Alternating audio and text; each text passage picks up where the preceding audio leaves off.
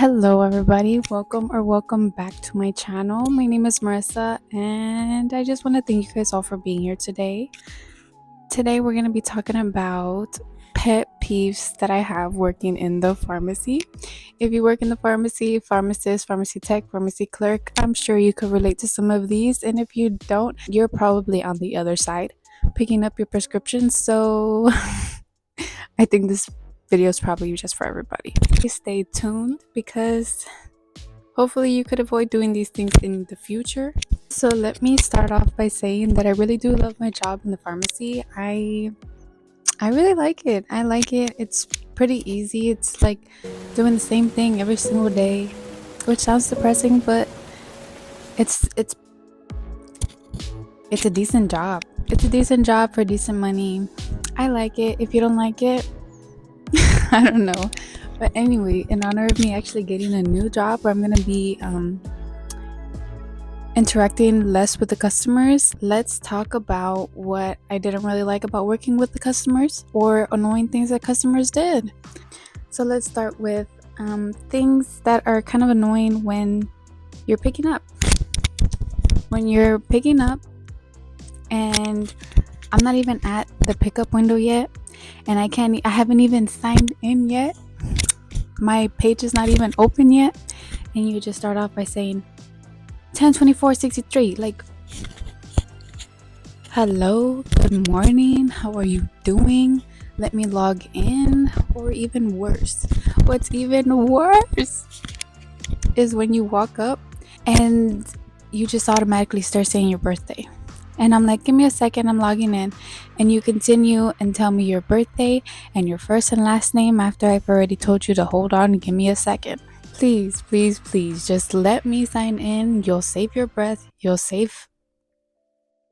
That's all you'll save. You'll save your breath. And I don't know, because some customers really get annoyed of saying their birthday and their name again after I told them, like, give me 1 second, please. The computer signs me out every couple minutes for your safety. Another pet peeve is when your doctor barely sent the prescription 5 minutes ago and you're already here talking about, well, my doctor said it was going to be ready when I came in. Okay, where does your doctor work? Tell me, where does your doctor work? Does he work here? Does he work here? Does your doctor know how long it's going to take us to fill your prescription? Does your doctor know that we're backed up today, that we're short-staffed, that there's 15 pages in the queue? Does your doctor even know if we have your prescription in stock? Some of these doctors only send a prescription at the end of the day, at the end of their day, which usually is around 5 p.m. It is only 1 p.m. right now, ma'am. What do you want me to do?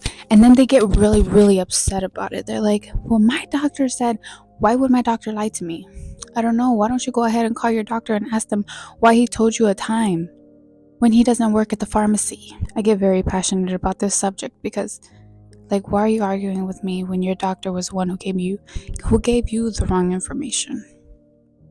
Please don't be that customer. If you want an accurate wait time, go ahead and give the pharmacy a call. Tell them, hey, my doctor just sent my prescription over. Can you give me an estimated wait time? Is it going to be done today? Do you guys have it in stock? 9 times out of 10, if you went to the hospital and this is the closest pharmacy to the hospital, there's 20 different doctors sending all of their patients' prescriptions to this pharmacy, on top of all the regular doctors and regular patients who pick up from here. I don't know. I'm mainly speaking about my bad experiences at one pharmacy, which was my first job. My first job at the pharmacy left me shaken up, traumatized, all the above, because it was so busy there all the time. We were always short staffed. There was a lead technician who thought she was just on top of everything. She thought it was her pharmacy. Always making her own rules. And guess what? My pharmacy manager would just let her do whatever she wanted because it meant that his job was easier. So, if you guys are watching this, you guys made my first job a living hell. Thank you guys so much for leaving me traumatized. What else is another pet peeve? A pet peeve from my people. I don't know. I don't know if I'm supposed to be saying this, but let's talk about it. I was second or third generation, second generation. My mom was born here. I was born here. So my mom speaks perfect English and Spanish. She only spoke to me in English though. So my Spanish is a little broken. For some reason, it makes the older generation very upset. I would constantly get harassed in the pharmacy for the language that I do and don't speak. Just constant. Like every day, there was always a customer in my first pharmacy because at the other pharmacies, they were like really nice. I had the best customers. They would bring us chocolates or, just be nice. And then at this pharmacy where it was predominantly Latinos, every day it was like well, why don't you speak perfect Spanish? Like if I were to say something wrong, if I didn't know the day of the week, or I used to always get 70 and 60 mixed up, like 70 and 60. I didn't know that like when I first started working in the pharmacy. And it was always like, well, if you work here, you should know perfect Spanish. That's not a requirement to work in the pharmacy. My only requirement is to speak fluent English. Anything else is me doing above my pay grade because there's nobody else here who is able to help you out. There's nobody else here who understands Spanish. Are you really going to harass me while I'm pulling out my broken Spanish to help you out? I don't know. I don't know. And it's something that like a lot of customers would say. Well, not a lot.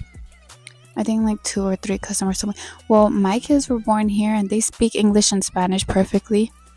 Yes, because they were raised by you, somebody who speaks only Spanish, and they went to school where they learned English. Another pet peeve is when customers think that if they complain or if they yell or if they cry, that we're gonna automatically be in stock for their prescription. I could check which pharmacies around that are in the same company have your prescription, and if there's none that have your prescription, then you're gonna have to look for another pharmacy with a different company that probably has a different wholesaler that's not out of stock. But you can't just sit here and cry about it because there's really nothing I can do about it. Like, I cannot go back there and start mixing up stuff and making medications. Like, this is just, we just dispense them. We count them, dispense them, slap a label on there. But there's really nothing I can do if we're out of stock on it. Like, crying is not going to do anything, as sad as that sounds. I'm sorry. I wish there was something that I could do about it, but there's really nothing. Okay, but back to the story about the Spanish speakers. There was this one lady that actually went off on my coworker because she didn't speak Spanish, and I understood everything she was saying. Obviously, I speak Spanish. I understand perfect Spanish, but when I speak it, it's broken. So she's like going off on her, and my coworker actually was trying. She was like learning her little words. Oh, fecha de nacimiento, nombre, apellido. Like, she was actually putting in that work, but because she didn't know how to spell her name, because the coworker didn't know how to spell the customer's name, the customer went off on her. Why don't you speak Spanish? You shouldn't work here if you don't speak Spanish. Best believe, I jumped in that conversation and I jumped on that lady like white on rice. She ended up crying. She left, which I don't understand why you're crying, because you were literally just going off on my coworker, and then I flipped the switch and tell everything that you were telling to her back to you, and now it's a problem. Now it's a problem.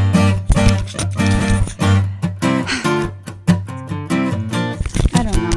I love my people, but if I'm like trying my hardest to accommodate you and you go around and you like just try to hurt my feelings or try to treat me bad just because I don't know Spanish fluently, it kind of makes me not want to help you. It just almost kind of makes me not want to help you at all. Just what do you want from me? What do you want from me? Another pet peeve. When you come in when it's almost about to be our lunch hour or it's almost about to be closing, and you're like, oh, I need this prescription filled. I need it filled now. Man, we were open for 12 hours and you come on the last 10 minutes. It takes a lot longer to process a prescription than you guys might think. It's not just counting pills. You know, if your doctor does send the prescription, not only do I have to match it to your profile, if you don't have a profile, I have to create you one. I have to look for your insurance. If your insurance doesn't come up on the system, you have to give me your insurance card. I have to put in the BIN, PCN, and ID number. Not only do I have to look for your insurance, I have to type up your prescription. Not only the drug name, but also the strength, the quantity, how you're going to take it, the day supply, how many refills. Take a picture of your prescription. After doing all of that, then I get to send it to get pre-verified. Then the pharmacist will then verify your prescription, make sure that I typed everything good, and then I'll get to fill your prescription. Then it gets sent back to me.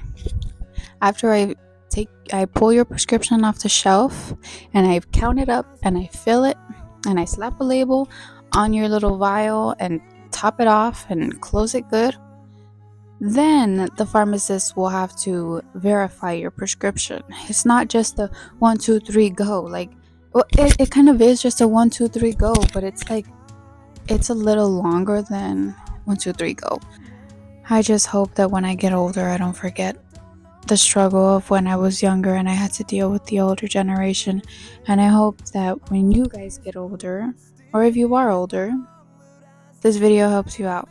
I hope this video helps you out to not be one of those people that the pharmacy despises helping. I also have important news about the giveaway. I did not know that YouTube does not show me who subscribed to my channel. I'm gonna have to figure it out, but just stay tuned for that update on how we're gonna do the giveaway.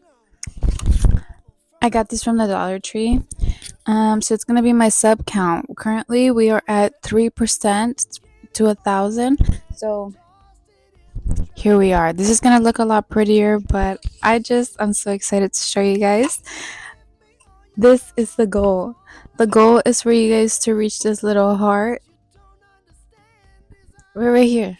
We're right here, but literally look at how much is already filled. I couldn't be more happy, guys. Thank you so much for your support. Don't forget to like and subscribe, and I'll see you on the next video.